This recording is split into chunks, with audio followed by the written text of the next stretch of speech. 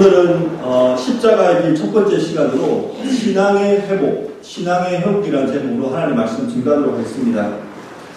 오늘부터 몇 주 동안 예수님께서 마지막 일주일 동안 걸어가신 십자가의 길에 대해서 말씀을 전하고자 합니다. 오늘 우리가 읽었던 본문은 마리아가 향유 옥합을 깨트려서 예수님의 머리와 발에 부어드린 그런 사건입니다. 이 사건은 십자가의 길을 걸어가신 예수님에게 굉장히 중요한 사건이었습니다.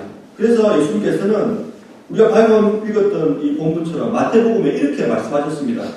내가 진실로 너희에게 이르노니 온 천하에 어디서든지 이 복음이 전파되는 곳에서는 이 여자가 행한 일도 말하여 그를 기억하리라 하십니다. 정말 엄청난 말씀 아닙니까? 예수님께서 백부장 같은 믿음 좋은 사람들에게 큰 칭찬도 하셨는데 이 정도는 아니었습니다. 온 천하에 어디서든지 이 복음이 전파되는 곳에서는 이 여자 지금 마리아를 말합니다. 마리아가 행한 일도 말하여 그를 기억하게 해라. 그렇게 말씀하신 겁니다. 왜 예수님께서 이렇게 엄청난 말씀을 하셨을까요? 우리는 단순하게 이렇게 생각할 수 있습니다. 마리아의 헌신이 너무 커가지고 마리아가 아주 값비싼 향유를 부어 예수님께 드렸기 때문에 마리아의 이 일을 널리 말해가지고 사람들을 많이 헌신하게 만들어라. 그래서 교회가 빨리 부흥하고 또 선교하는데 빨리 사람들이 전도가 될 수 있도록 이렇게 동기부여를 해라. 이렇게 생각할 수도 있는데 우리 오늘 본문을 조금만 더 깊이 보면 이 말씀은 분명히 아닌 것 같습니다.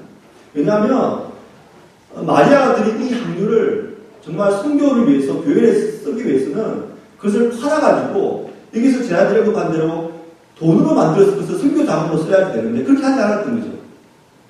한꺼번에 다 쏟아부었던 것입니다. 예수님께서 마리아가 지금 행한 일을 온 천하의 복음이 전파되는 곳마다 말하라고 하신 이유는 오직 마리아만이 일주일 앞으로 다가온 예수님의 십자가의 길, 그 예수님의 장례를 준비했기 때문입니다. 마가복음 14장 8절에 이렇게 예수님께서 말씀하셨습니다. 마리아는 힘을 다하여 내 몸에 향유를 부어 내 장례를 미리 준비하였느니라. 이 장례라는 단어가 나옵니다. 그리고 오늘 우리가 읽었던 본문 7절에 봐도 똑같은 말씀입니다. 예수께서 이르시되 그를 가만히 두어 나의 장례를 위하여 그것을 간직하게 하라. 장례를 말씀하신 것입니다. 예수께서 일주일 후에 십자가에 달려 돌아가시고 장사 지낼 것을 미리 마리아는 믿음으로 그리고 그 믿음의 행동으로 실천에 옮겼던 것입니다. 예수님의 제자들은 3년 동안 예수님과 동고동락했습니다. 수없이 예수님의 말씀을 듣고 예수님께서 미리 말씀하시는 십자가의 길, 고난의 길, 그리고 그 위에서 부활에 대해서 말씀하셨지만 제자들은 그것을 감지하지 못했던 것입니다. 마태복음에 보면 오늘 본문과 이제 거의 똑같은 그런 상황에서 벌어진 일에 대해서 이 제자들이 아주 분개했던 이야기를 말하고 있습니다. 마태복음 26장 8절에 보면 이렇게 말합니다. 제자들이 보고 분개하여 이르되 무슨 의도로 이것을 허비하느냐. 지금 마리아가 예수님께 향유옥합을 깨뜨려 부어드린 사건을 보고 이 제자들은 예수님의 장례를 감지하지 못하고 오히려 분개했다고 말하고 있습니다. 그리고 몇 절 후에 26장 14절입니다. 그때에 12 중에 하나인 가룟유다라는 자가 내 제사장에게 가서 말하되 내가 예수를 너에게 넘겨주리니 얼마나 주려느냐.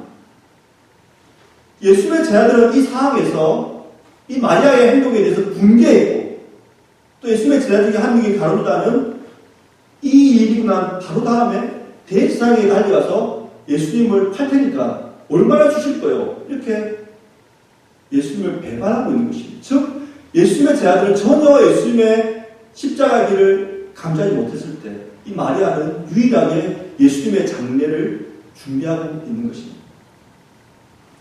어떻게 이것이 가능했을까요? 마리아는 어떻게 지금 예수님께서 일주일 앞으로 다가온 이 십자가의 길을 감지하고 준비했을까요? 여기에 대한 해답을 찾아가는 것이 오늘 설교의 핵심입니다. 먼저는 마리아는 예수님의 말씀에 귀 기울여 들었기 때문에 이것을 알 수가 있었습니다. 우리 한번 오늘 읽었던 본문 말씀 중에서 1절부터 3절 말씀을 한번 다시 주의 깊게 읽어보겠습니다. 시작. 6월절 여세 전에 예수께서 베다니에 이르시니 이곳은 예수께서 죽은 자 가운데서 살리신 나사로가 있는 곳이라.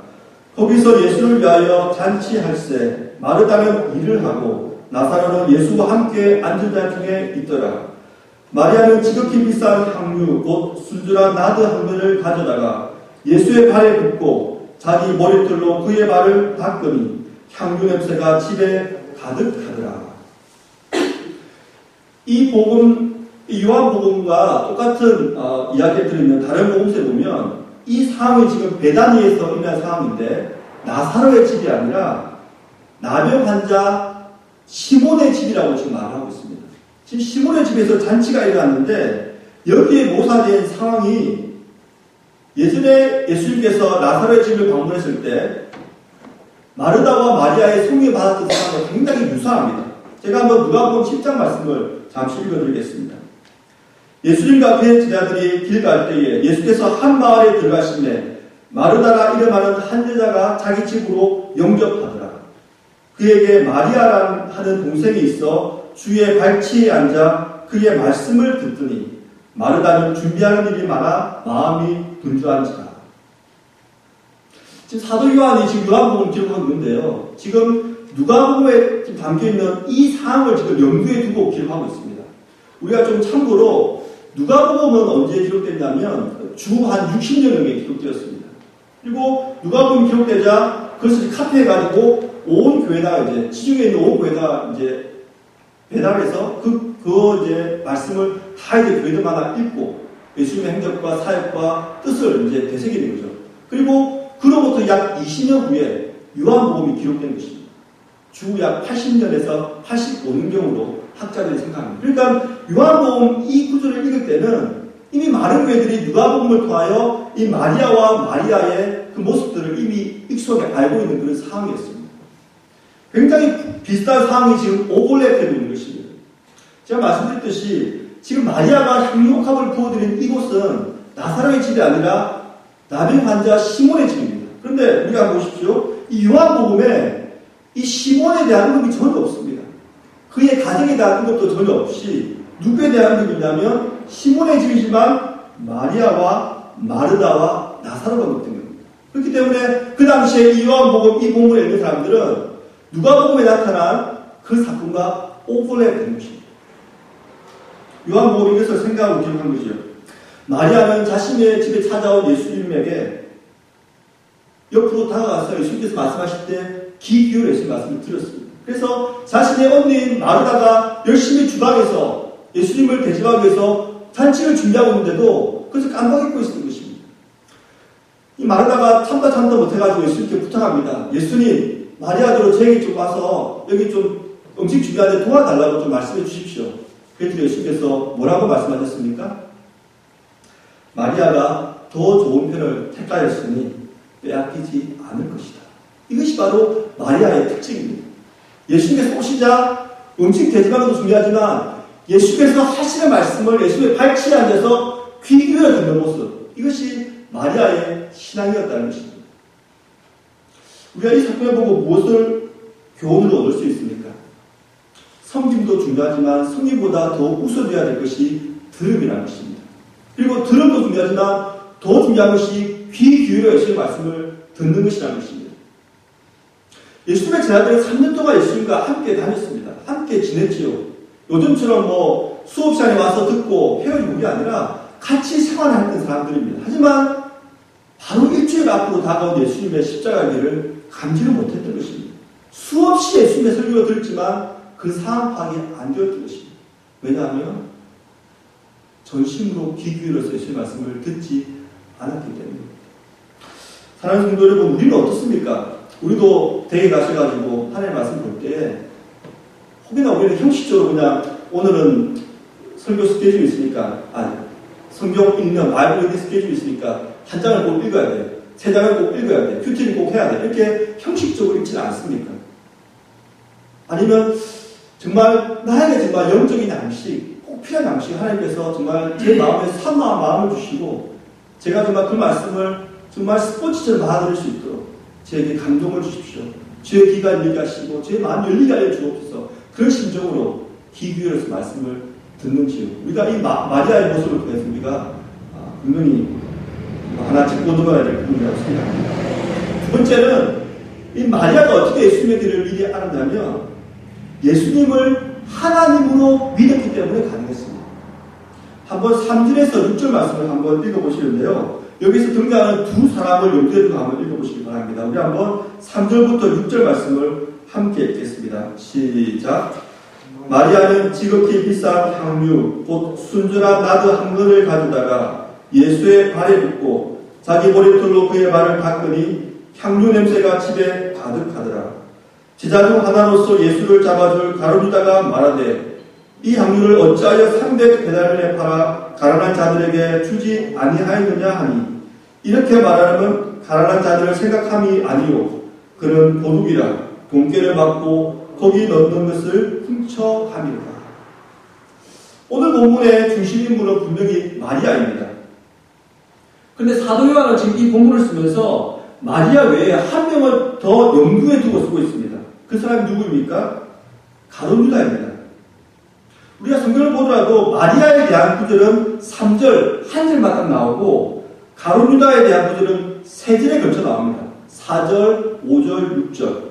그러니까 우리가 이 본문을 정확히 이해하기 위해서는 마리아에만 포커스를 두지 말고 가룟유다도 함께 생각하면서 그 둘을 비교해야 한다는 것입니다. 그것이 바로 사도 요한이 이것을 기록할 때의 그 의미였습니다. 그러면 마리아와 가룟유다의 그들의 결정적인 차이는 무엇입니까? 많은 것이 있겠지만 가장 중요한 것은 예수님을 누구로 믿었느냐 그것입니다. 마리아는 예수님을 하나님으로 믿었고 가룟유다는 예수님을 하나님이 아닌 사람으로 믿었습니다. 먼저 마리아의 믿음을 한번 생각해 보십시다. 마리아가 예수님의 발에 그리고 머리에 값비싼 향유를 부어드릴 수 있었던 동기가 무엇 때문이었을까요? 많은 사람들이 이렇게 생각합니다. 예수님을 사랑하기 때문에, 예수님께 감사한 마음이 있기 때문에. 왜냐하면 우리가 방금 읽었던 요한복음 12장 바로 앞에 부분이 뭐가 나오냐면 예수님께서 나사로를 살리신 그 이야기가 나옵니다. 그러니까 오빠를 살려주셔서 얼마나 감사하겠습니까? 그런 감사의 마음으로 이 향유를 부었다고 생각합니다. 하지만 우리가 조금만 더 깊이 생각하면 이것은 그 이유가 될 수가 없습니다. 불충분합니다. 왜냐하면 한번 생각해 보십시다. 만약에 마리아가 예수님을 하나님으로 믿지 않고 단순히 예수님에 대해서 사랑과 감사의 표현으로 향유컵을 깨뜨려서 그 향유를 부어드렸다면 이 마리아는 약간 비정상적입니다. 당시 예수님의 연세가 33세 정도 되었습니다.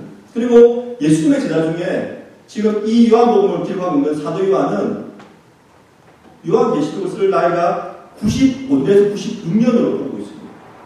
그러니까 이 사도 요한에 살았던 그 나이가 한 90세 이상 살았던 거죠. 물론 대다수의 예수님의 제자들이 순교함을 통해서 빨리 죽었지만 이것을 볼 때 그 당시에 그 사람의 수명이 아주 짧았던 것은 아닌 것 같습니다. 그러니까 예수님이 지금 33세니까 최소한 배는 더 살 수 있는 그런 나이입니다.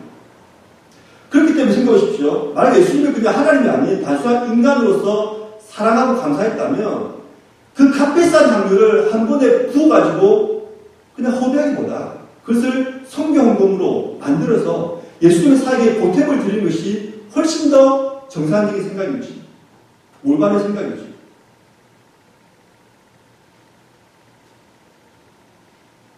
그러므로 마리아의 동기는 지금 예수님께서 말씀하신 것처럼 예수님의 장례를 지금 준비하고 있는 것입니다.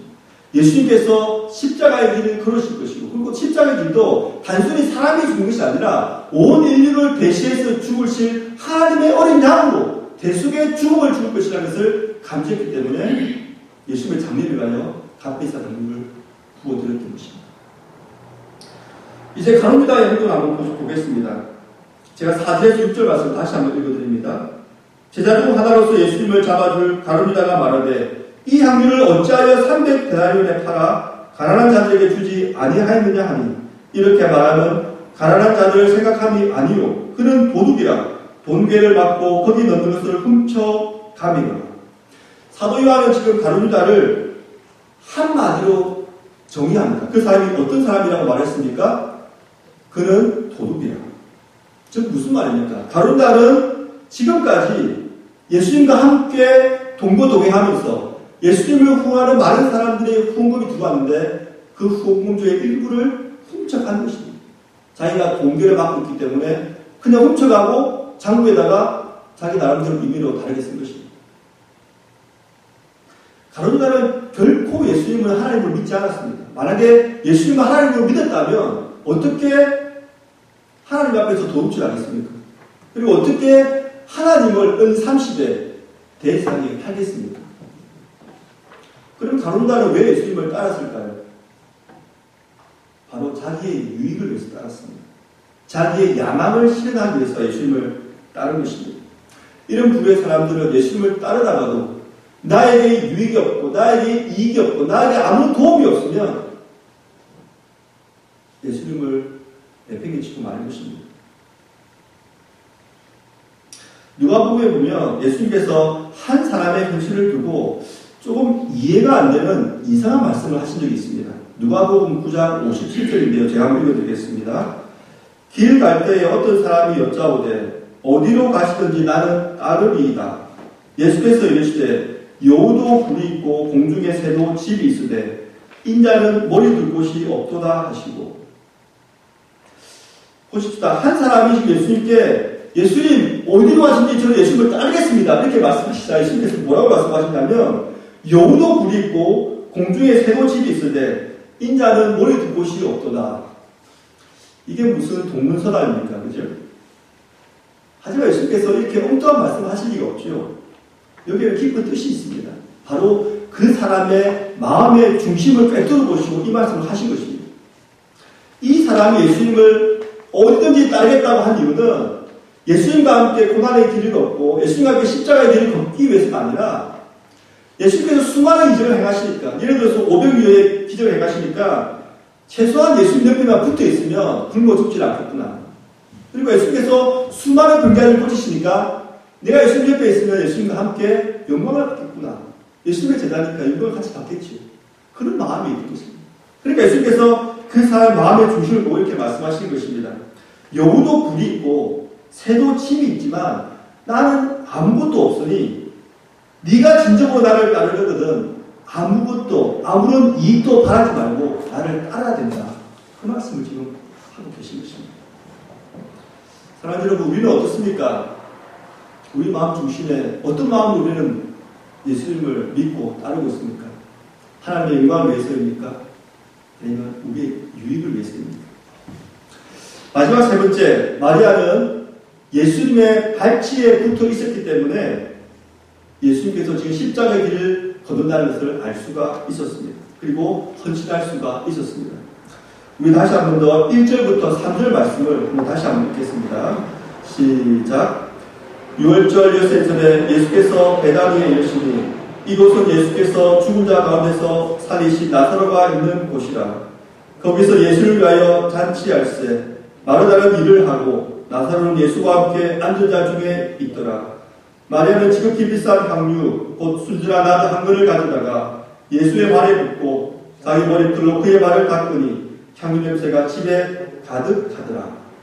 여기 있는 배경이 지금 바로 베단이라고 지금 말을 하고 있습니다. 베단이라는 곳은 우리가 잘 알듯이 예루살렘에서 동쪽으로 약 2마일 정도 떨어진 곳입니다. 그리고 베다니의 그 단위의 뜻이 뭐냐면 빈민촌입니다. 빈민촌. 가난한 사람, 아주 가난한 사람이 살았던 곳입니다. 부자들은 예루살렘 성 안에서 살았습니다. 하지만 성 안으로 들어올 수 없었던 가난한 사람들은 약 2마일 떨어진 베다니에 살았던 것입니다. 우리 옛날에 생각하면 우리나라 조선시대 때 사대문 안에 살았던 사람들은 그래도 조금 경제적 여유가 있는 사람들이고 정말 가난한 거지들과 빈민들은 사대문 밖에서 살았죠. 그것과 똑같은 상황인 것입니다. 이 베다니에 나사로와 마르다와 마리아가 살았던 것입니다. 그러니까 이 남매들은 빈민들입니다. 아주 가난했던 사람들입니다. 그런데 지금 성경에 보면 이 마리아가 예수님의 발에 부어드렸던 이 향유의 값이 얼마나 됐냐면 300데나리온이 된다고 합니다. 한 데나리온이 그 건강한 노동자의 하루의 품삯입니다. 그러니까 300일을 열심히 일해서 한 푼 나서 모아야지만 되는 금액입니다. 즉 쉽게 말하면 그 당시 노동자의 1년치 연봉이 이 향유 옥합인 것입니다. 미국 달러로 하면 얼마나 될까요? 뭐 전문인이 아니라 노동인이라고 했기 때문에 한 3만 불에서 5만 불 정도로 생각하시면 될 것 같습니다. 그만한 가치가 있는 향유지요.